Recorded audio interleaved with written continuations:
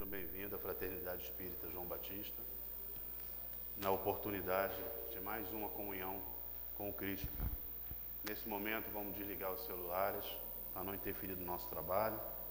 Hoje nós vamos estudar o Evangelho segundo o Espiritismo, na sequência Evangelho e Livro dos Espíritos, a cada sábado. Estamos lá no capítulo 16, não se pode servir a Deus e a Mamon. Mas antes disso, vamos levar o nosso pensamento a Jesus, fazer a oração para que possamos nos harmonizar.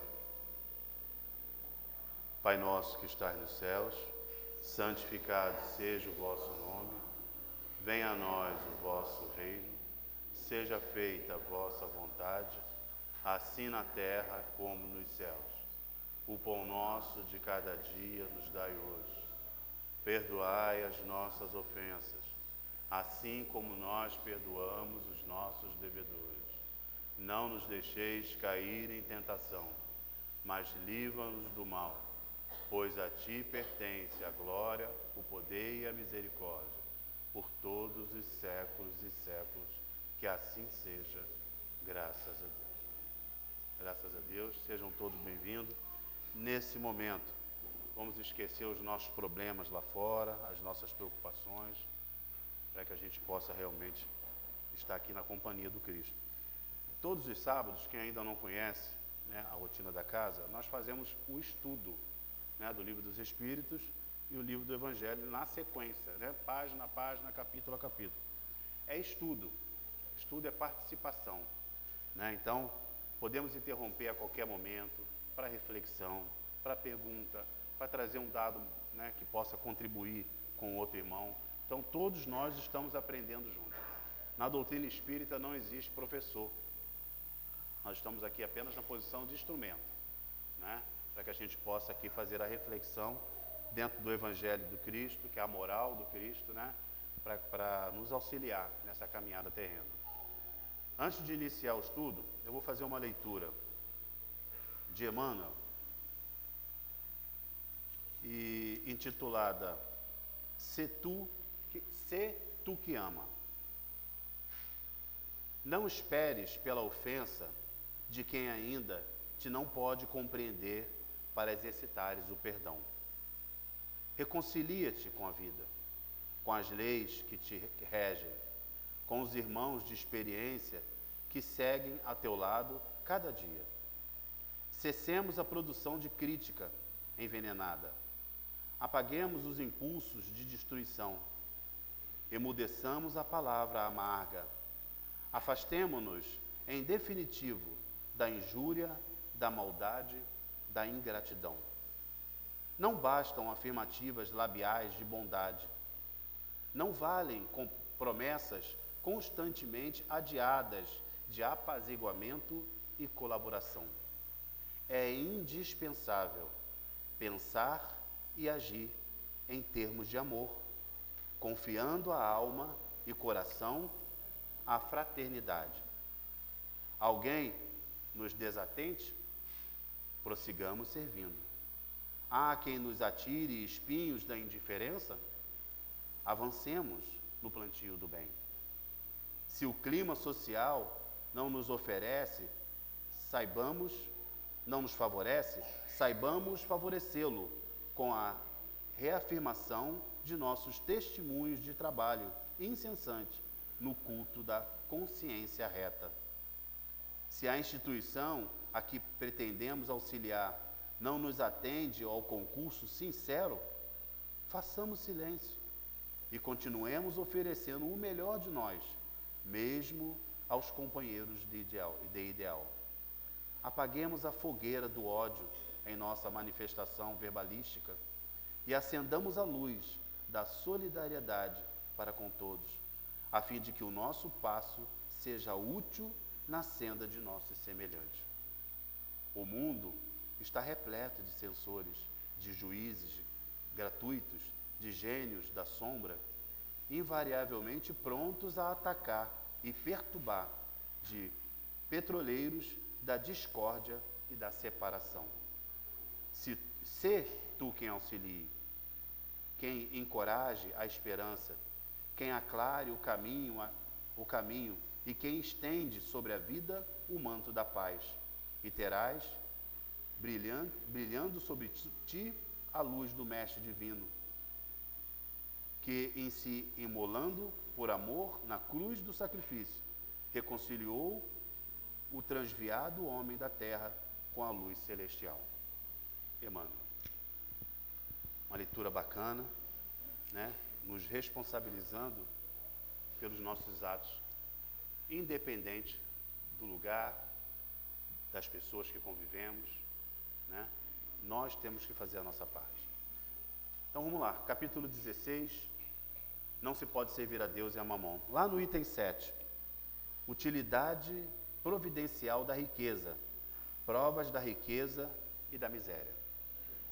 A gente sempre traz, muitas vezes equivocado, o sentimento, né, ou a compreensão errônea de que para que a gente possa evoluir, né, para que a gente possa ser salvo, no termo, né, de amadurecimento espiritual, não podemos ser ricos, não podemos almejar a riqueza, né? Só a pobreza, só a miséria é que favorece, né, para que possamos alcançar o reino dos céus. O Evangelho vai mudar totalmente a nossa compreensão com relação a isso, nesse item 7, utilidade providencial da riqueza. Então ele inicia assim: se a riqueza fosse um obstáculo absoluto à salvação daqueles que a possuem, como se poderia deduzir de certas palavras de Jesus, interpretadas segundo a letra e não segundo o seu sentido? Deus, que a concede, teria colocado nas mãos de algumas pessoas um instrumento inevitável de perdição, pensamento este que vai de encontro à razão, né?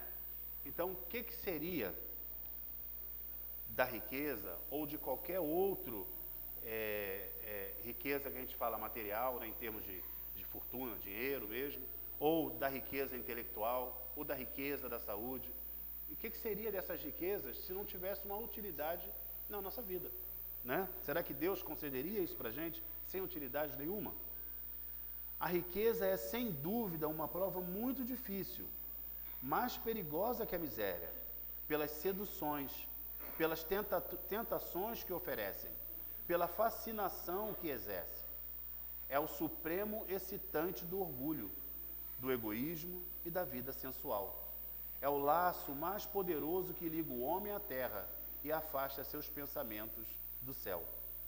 Produz tamanho desvario que quase sempre se vê aquele que passa da miséria para a fortuna esquecer rapidamente da sua situação anterior, e também nos que com ele a partilharam, dos que a ajudaram, tornando-se insensível e egoísta e fútil.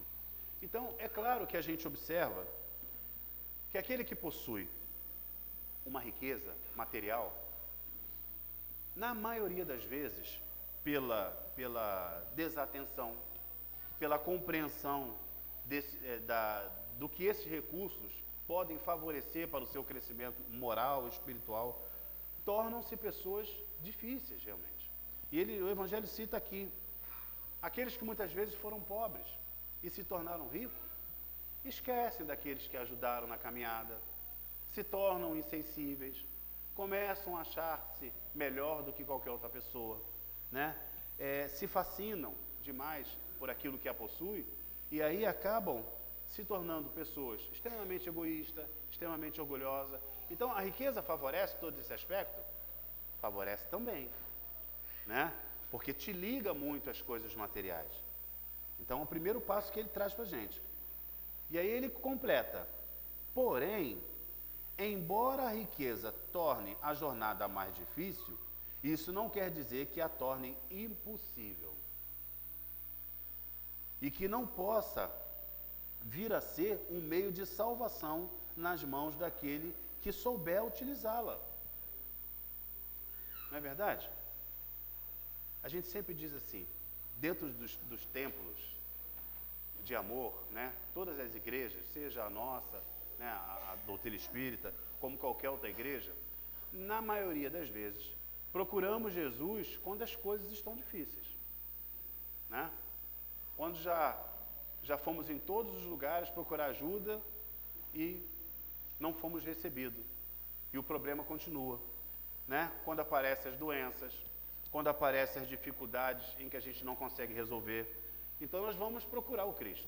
Dificilmente procuramos o amadurecimento espiritual, né? Na conscientização daquilo que Jesus nos traz, quando a vida está boa, quando tudo está tranquilo, quando os boletos estão pagos, quando a saúde está plena, quando as relações familiares estão tudo bem, e você diz, não, eu vou lá porque eu quero aproveitar esse momento bom da minha vida para auxiliar alguém, para compreender melhor a minha função, né, nos lugares onde eu vivo, onde eu compartilho a minha vida. Dificilmente acontece isso. Então, quando a gente fala de riqueza, nós estamos falando de todo tipo de riqueza, que dificulta todos nós a procurar o amadurecimento espiritual, né, porque estamos muito ligados à matéria. Estamos muito apegados à questão material, né? Então, dificilmente a gente procura o Cristo, procura o nosso amadurecimento. Isso não quer dizer que a torne impossível e que não possa vir ser um meio de salvação nas mãos daqueles que souber utilizar, como ocorre com o uso de certos venenos que podem devolver a saúde, quando usados oportunamente e com discernimento. Tem até aquela frase que diz assim, né? Entre o veneno e o remédio, o que diferencia? A dosagem, né? Às vezes a pessoa vai no médico com uma dor, o médico passa determinado remédio com determinada dosagem. A pessoa que não compreende vai falar assim, então vou tomar um pouco mais, que é para melhorar logo, e aí fica doente. Então, o que diferencia o veneno do remédio é a dosagem. Então, o que diferencia o rico e o pobre é a dosagem. É o que ele faz do recurso que ele tem ou o que ele não tem, né? Quando Jesus disse ao jovem que o interrogava sobre os meios de ganhar a vida eterna, que se desfizesse de todos os seus bens e o seguisse, não pretendia estabelecer um princípio absoluto, que cada um deve desfazer do que possui e que esse é o único preço da salvação. Não é o único preço da salvação você se desfazer das coisas que você possui materialmente. Porque se assim fosse, Deus não permitiria que nós alcançasse determinados patamares materiais. E aí vamos mais longe com isso. Se nós não desejássemos uma vida boa, materialmente falando, o que seria do progresso? O que seria das empresas? Se você não consumisse nada, né? Se você não tivesse o desejo de trocar seu carro, não tivesse o desejo de comprar roupa, não tivesse o desejo de ter uma casa bonita, o que seria das indústrias? E aí o que seria de nós? Porque nós somos empregados da indústria. Então o progresso precisa acontecer. Agora, o que diferencia esse desejo é a dosagem. O quanto você deseja. E o quanto isso te prende às questões materiais. O quanto isso te afasta de Deus.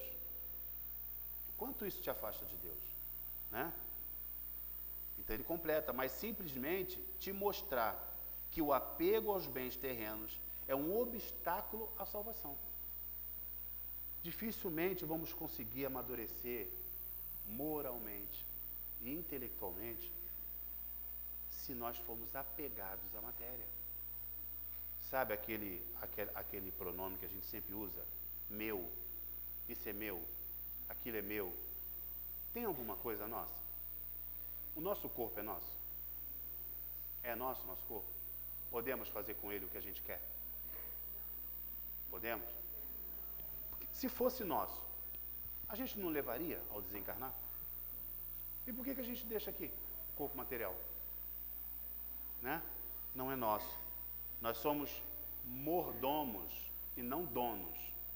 Mordomos é aquele que cuida. Donos é aqueles que têm a posse, né? Então, nós precisamos, inclusive, nos responsabilizar pelo o que nós fazemos com ele, né? Aquele jovem realmente considerava-se quite, porque havia observado certos mandamentos, porém recusava a ideia de abandonar seus bens. Seu desejo de conseguir a vida eterna não ia até esse sacrifício, né? Então, como que nós vamos em condições boas.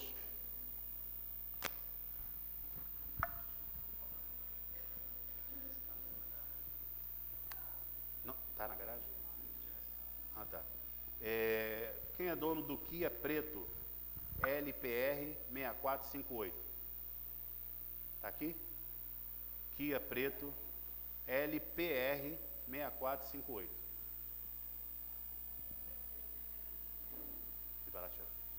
Obrigado, irmão. A proposta de Jesus, que Jesus lhe fez, era uma prova decisiva para esclarecer o mais íntimo do seu pensamento. Porque aquele jovem queria saber do Cristo o que ele podia fazer para adquirir a salvação.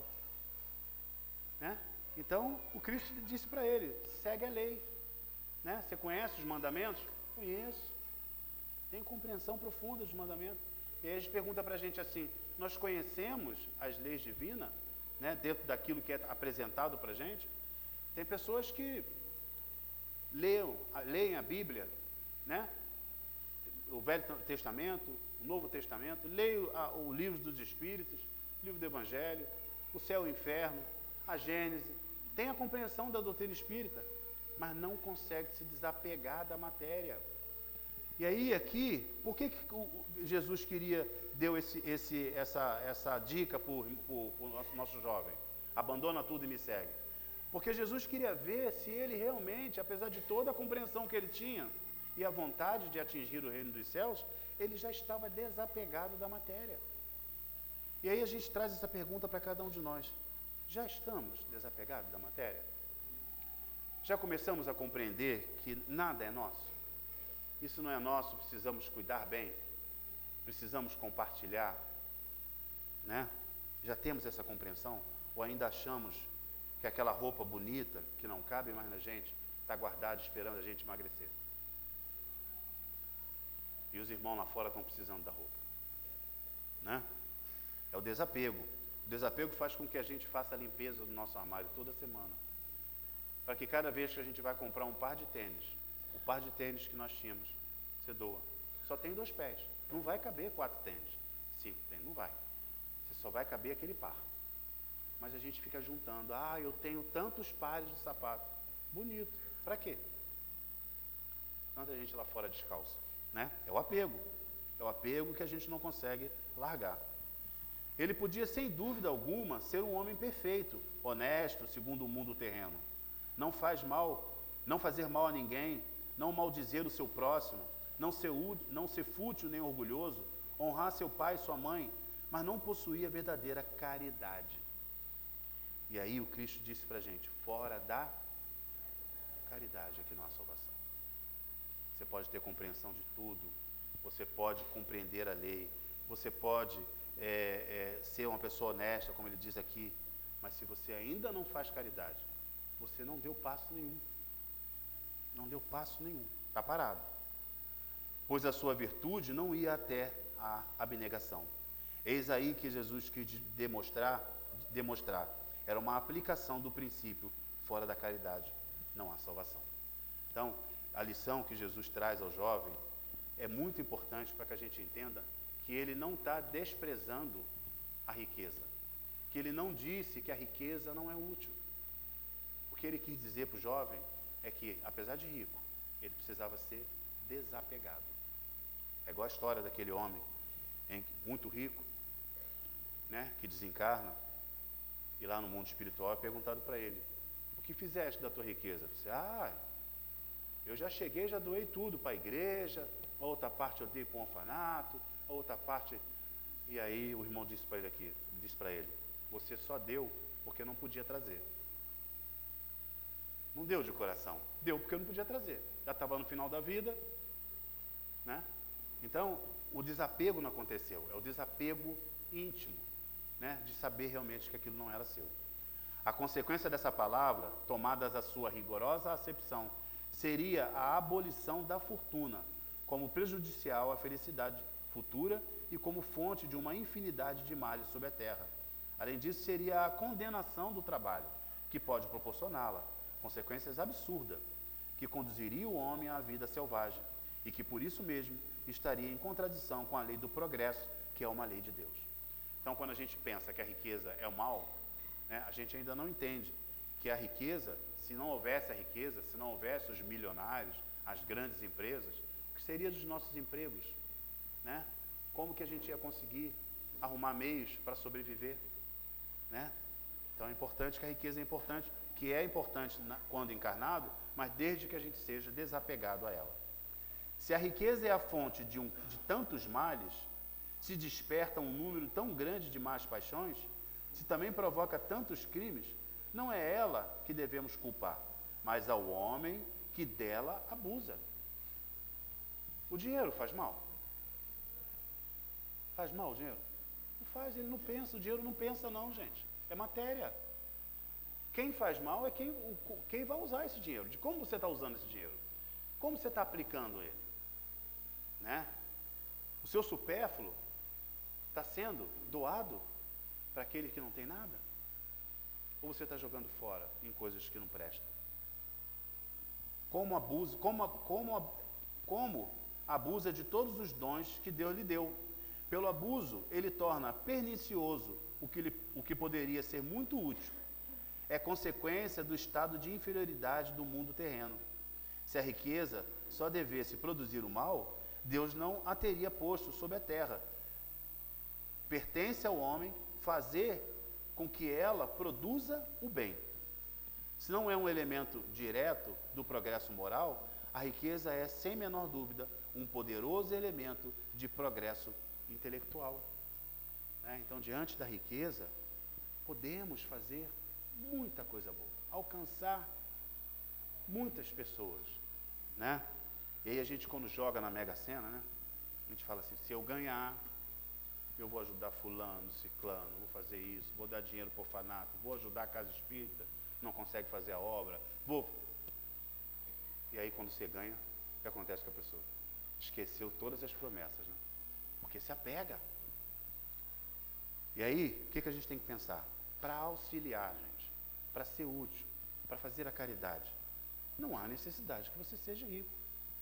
Porém, se você for, facilita, desde que você tenha consciência. Desde que você entenda que você não precisa de muita coisa para ser feliz. Né? Você não precisa ter um armário recheado de roupas, se você não vai usar todas as roupas. Naquele ano, talvez, de tanta roupa que você tem. Não cabe mais roupa no meu armário. O que você está fazendo? E não podemos esquecer que tudo aquilo que acumulamos, né, toda a matéria acumulada, atrai espíritos que eram apegados no mundo espiritual e que se juntam a esses lugares onde estão acumulando coisas. E perturbam a nossa família, perturbam nós que moramos naquele lar. Muitas vezes não entendemos as doenças que chegam até nós repentinamente. As dificuldades que acontecem conosco repentinamente. São as nossas atitudes. Juntamos na nossa casa um monte de bagulho. Né? Eu vou guardar isso aqui porque uma hora eu vou precisar. Eu vou guardar aquilo outro que numa hora eu vou precisar. E vai juntando. É quintal sujo, guardado de coisas. É armários. Eu tenho um quartinho da bagunça. Quartinho da bagunça tem coisa que a pessoa não vai usar na encarnação dela. Ela vai desencarnar e o quartinho da bagunça vai ficar lá. E às vezes, dentro daquele quartinho da bagunça, tem tanta coisa que vai ser útil às pessoas. Tanta coisa. É uma bicicleta que você não usa, que muitas vezes vai servir uma pessoa para trabalhar. Para se deslocar para o seu trabalho. Mas está guardado. Não, deixa lá, porque uma hora eu vou precisar. Né? Vamos esvaziar o quartinho da bagunça. O quartinho da bagunça é o lugar que mais tem espíritos enfermiços. Que não estão lá, muitas vezes, com a intenção de te prejudicar, não. Mas pela baixa vibração de apego da matéria, eles te prejudicam. Prejudicam a família. Causam confusões que a gente nem imagina. Pelas vibrações que eles emitem. Nós temos que esvaziar o nosso quartinho da bagunça. Quer dizer, não temos que ter quartinho da bagunça. Essa que é a verdade, né? Nossa casa tem que estar limpa. Nosso armário tem que possuir aquilo que a gente está usando momentaneamente. Se temos condições de adquirir mais roupas, mais sapatos, né? Se temos condições de adquirir mais tênis, ótimo. Está ajudando no progresso. Toda vez que você vai lá comprar um tênis novo, você está ajudando o empresário. está auxiliando na permanência do emprego daquela pessoa que está lá naquela loja. Mas, porém, quando adquirir esse tênis novo, chega em casa, qual que eu vou jogar fora? Esse. Vou jogar fora? Não, vou doar. Esse aqui eu vou doar. Temos que doar, temos que fazer a matéria circular, né? Para não ter acúmulo. Então você ajuda o progresso, porque você tá comprando, né? E você ajuda as pessoas que estão necessitando, porque na tua casa tu não acumula nada. Não adianta guardar aquela roupa preferida, não vai caber mais. A gente está esperando ela... eu queria tanto emagrecer, que eu adoro esse vestido. Não adianta, gente. Vamos mudar esse vestido. Efetivamente, o homem tem por missão trabalhar pela melhoria material do globo. Deve desbravá-lo, saneá-lo, prepará-lo para um dia receber toda a população que a sua extensão comporta. Para alimentar essa população, que cresce sem cessar, é preciso aumentar a produção. Olha só como é que o Evangelho traz para a gente como a gente precisa manipular a matéria. Precisa aumentar a produção. Se a produção de uma região for insuficiente, é preciso ir buscá-la em outra. Por isso mesmo, as relações entre os povos tornam-se uma necessidade. Para torná-las mais fáceis, é preciso destruir os obstáculos materiais que os separam, tornando as comunicações mais rápidas. Para trabalhos que se tornaram a obra dos séculos, o homem deve que buscar materiais até nas entranhas da terra. Procurou na ciência os meios de executá-los mais seguro e mais rapidamente. Porém, para fazê-lo, precisava de recursos. A necessidade o fez criar a riqueza, como o havia feito descobrir a ciência. Então, o próprio Evangelho explica por que existe a riqueza. Sem riqueza não tem progresso. Sem consumo, não tem emprego. É lógico a coisa. Se eu não consumo nada, eu não estou auxiliando no emprego daquele irmão que está lá, né? A atividade necessária para esses mesmos trabalhos ampliou e desenvolveu sua inteligência. Essa inteligência que ele concentrou inicialmente na satisfação das necessidades materiais, quer dizer, primeiro você vai lá consumir porque você precisa, mais tarde o ajudará a compreender as grandes verdades morais, né? Você começa a compreender que consumindo há progresso, há venda maior, as empresas produzem mais, empregam mais pessoas. O que diferencia nesse contexto todo é como você está usando a tua riqueza, né? O que você está fazendo desses bens? Sendo a riqueza o principal meio de execução, sem ela não haveria grandes trabalhos, nem atividades, nem estímulos, nem pesquisas. É em razão, portanto, que ela é considerada como um elemento de progresso. Então vamos tirar da nossa cabeça que só na miséria é que vamos alcançar o reino dos céus. Todos que são miseráveis são pessoas moralizadas? Todas as pessoas que são miseráveis alcançam o reino do céu com facilidade?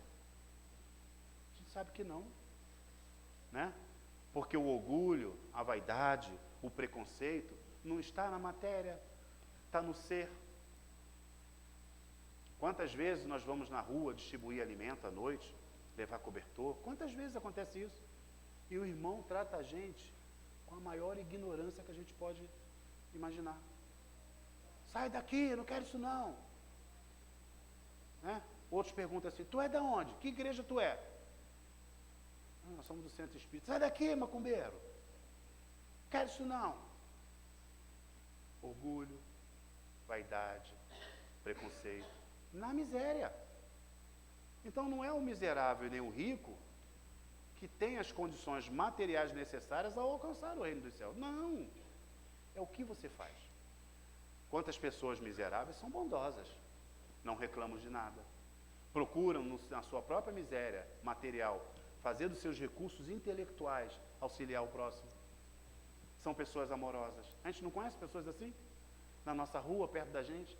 Aquela pessoa, meu Deus do céu, já está ela indo lá. Eu conheço uma, ali de Santa Cruz.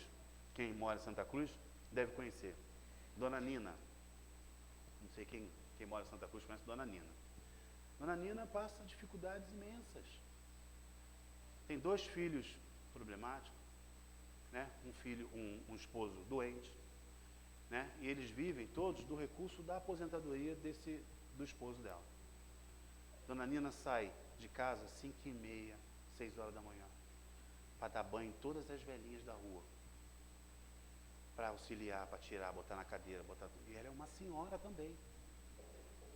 Dona Nina sai batendo na casa de todo mundo. Você não tem cobertor aí, não? O que você tem? Você tem alguma coisa para doar? E vai juntando. As pessoas que já conhecem, já levam tudo para a casa dela. Às vezes a gente chega na varanda dela, tá cheio de roupa lá. O pessoal vai dando lá, vai deixando na casa dela. Por quê? Porque ela tem o carinho de pegar as roupas, ver qual é a roupa que está boa para poder doar. Aquela que está ruim, ela costura. Vê se a roupa está limpa, bota na máquina, lava, passa, vai separando roupa de criança, roupa de mulher, roupa de homem, tênis, e vai separando para doar. Dona Nina passa uma dificuldade financeira imensa, mas Dona Nina tem um coração diferenciado. Precisou Dona Nina ser rica? Precisou ela ser milionária? Para alcançar os reinos dos céus, gente, para sair das vibrações ainda de apego, precisou? Não precisou. E a Dona Nina, todos os dias, faça sol, faça chuva, frio, ela está na rua. Ela tem uma doença de pele, ela pegou de sol, que ela pegava muito sol, teve alguns cânceres de pele, e graças a Deus ela está boa agora, no rosto inclusive.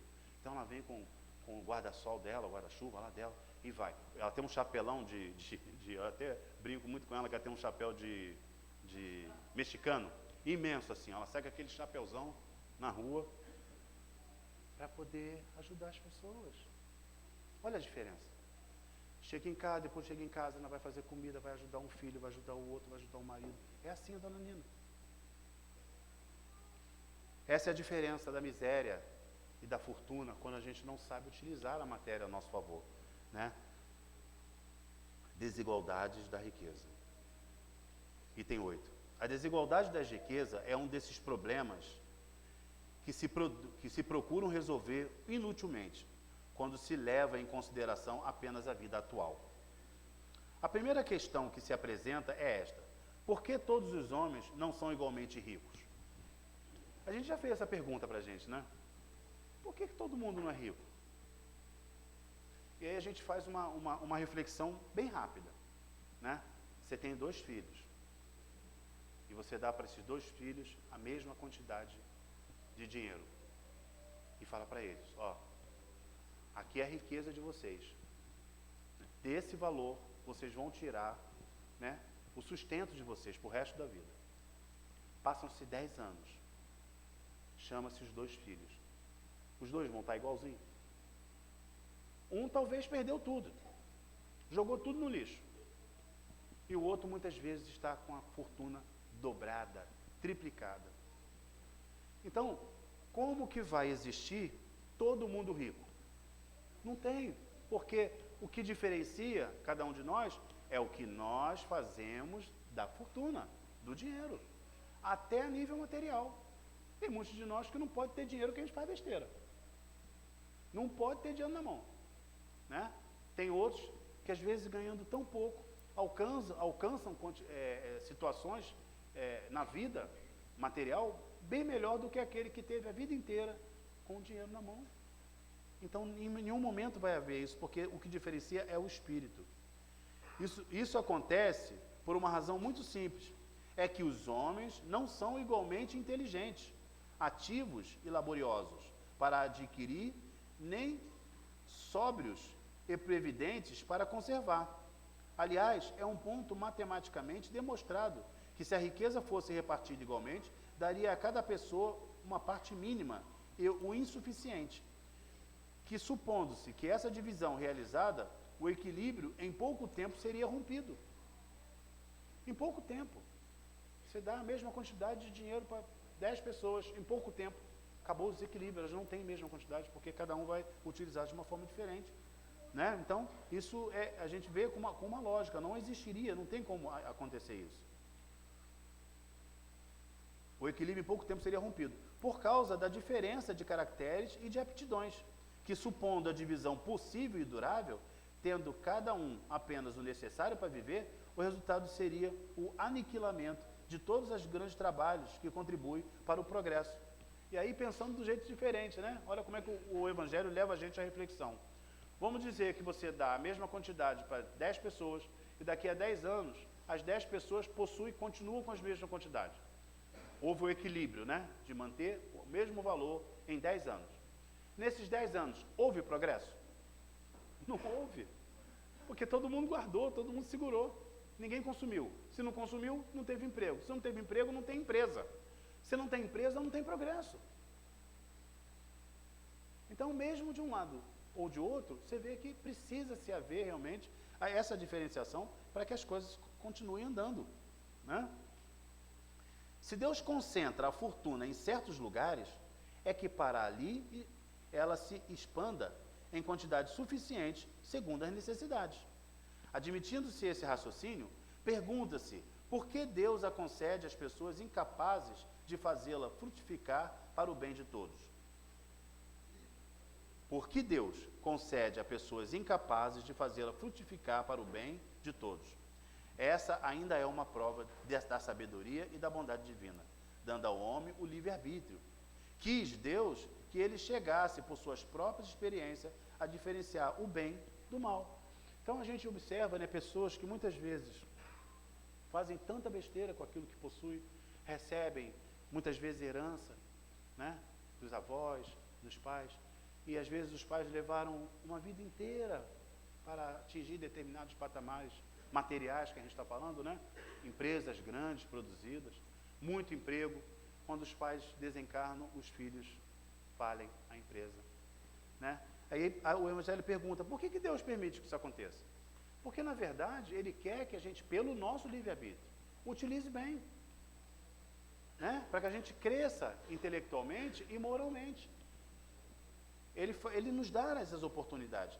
E é bem importante observarmos que todos nós, se não passamos ainda pela riqueza, passaremos, e a maioria de nós, como espíritos velhos que somos, já fomos milionários. E o que nós fizemos dessa riqueza? É só avaliar as dificuldades que você tem hoje financeiramente. Porque na lei de causa e efeito, que é lei de amor, né? Mas é lei que impulsiona você ao progresso, faz com que você arque com as consequências dos seus atos. Se hoje você passa dificuldade financeira, para adquirir as coisas, tudo é difícil para você financeiramente, pode ter certeza que você utilizou mal a fortuna que foi colocada em suas mãos em outras oportunidades, né? Porque não existe privilégio. Às vezes olhamos o nosso vizinho, né? Mas ele não fez nada para adquirir aquela condição de vida ali. Eu que faço tanto, que me esforço, não tenho nada. Sempre olhe para Deus e pergunte a Ele, por que isso acontece? E vai vir na tua consciência. É o livre-arbítrio. Cada um, todos nós precisamos ter todas as oportunidades. Não existe privilégio. O nosso olhar tem que ser espiritual e não material. Não podemos olhar para o hoje, temos que olhar para a frente, para o alto. E observar que o espírito está naquela oportunidade, naquele momento. Hoje ele está rico, mas ele não é rico, porque a riqueza verdadeira é a riqueza moral, é a riqueza espiritual. Ele não vai levar aquela fortuna quando desencarnar, né? E se hoje você passa dificuldade, é porque dentro da dificuldade você precisa desenvolver outras características morais e intelectuais, que nós podemos desenvolver também, né?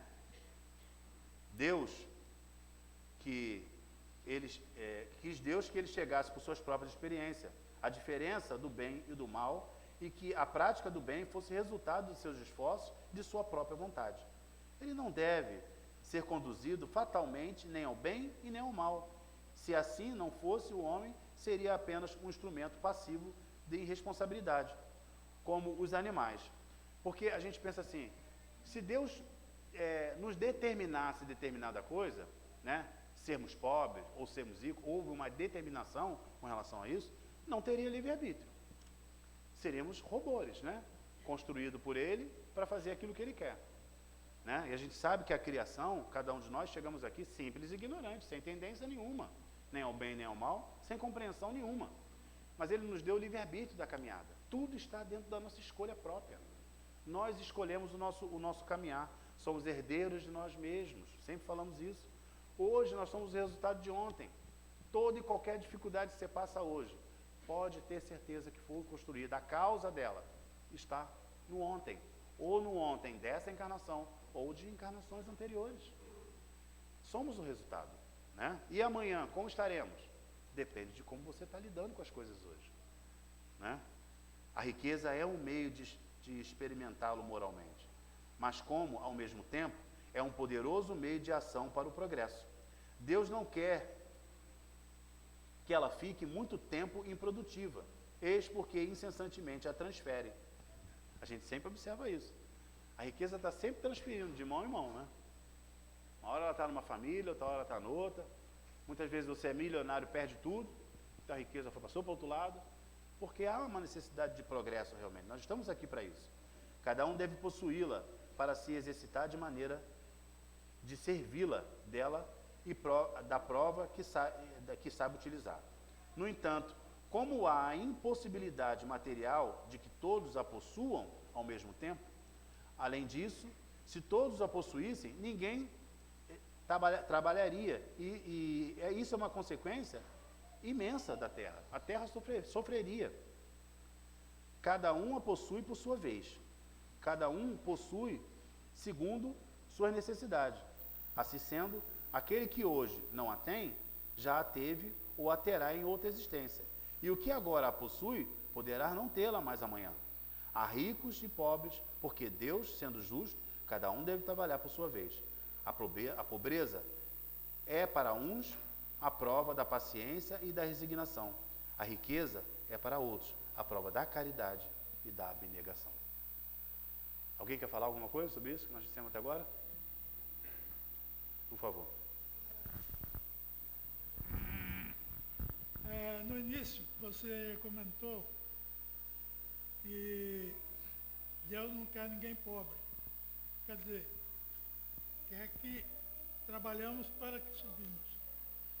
E tem uma palavra na Bíblia, eu nunca li a Bíblia, mas comentários daqui e dali a gente vai pegando.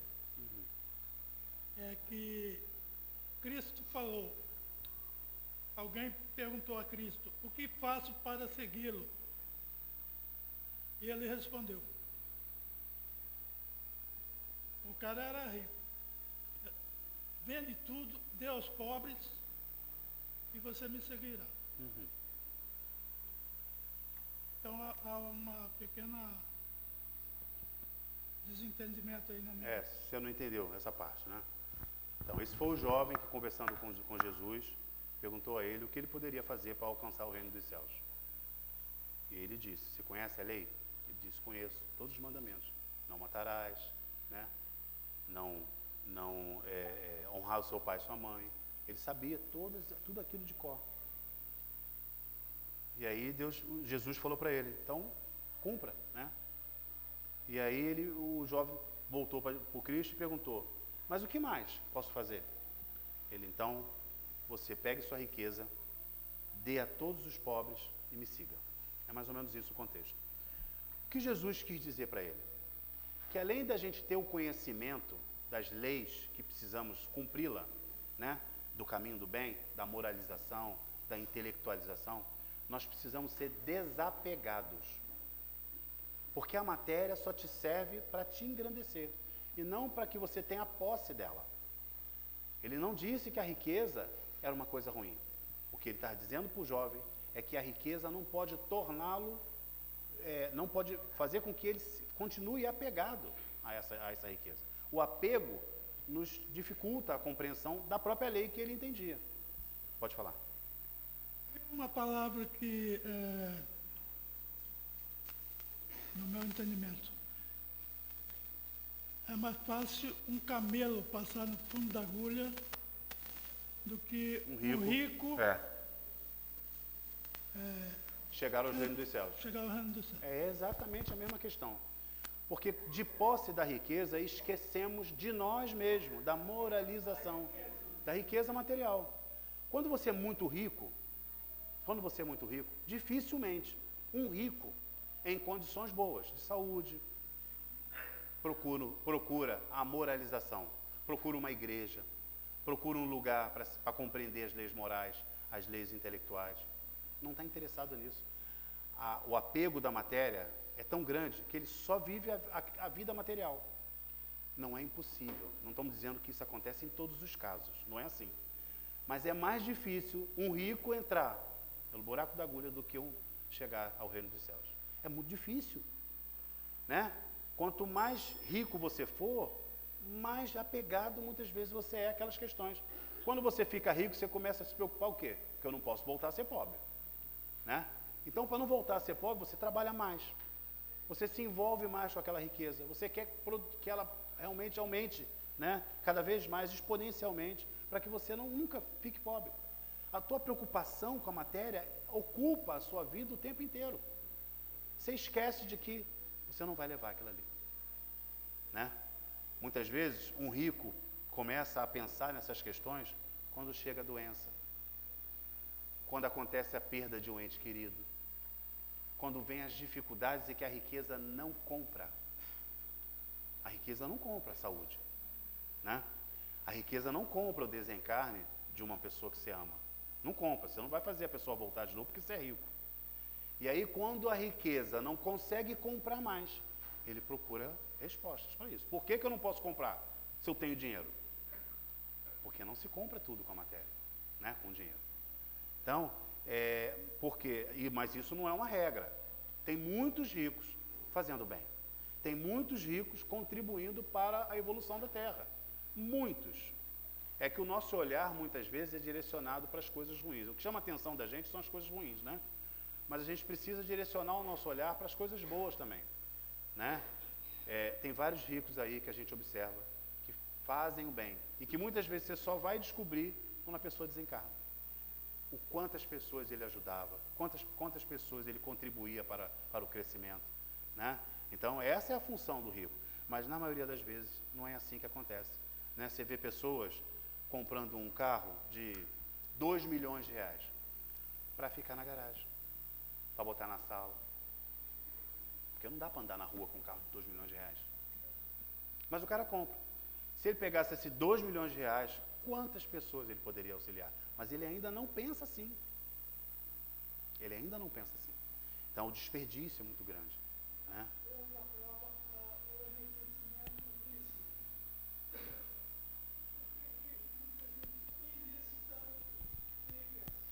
Porque as pessoas têm livre-arbítrio.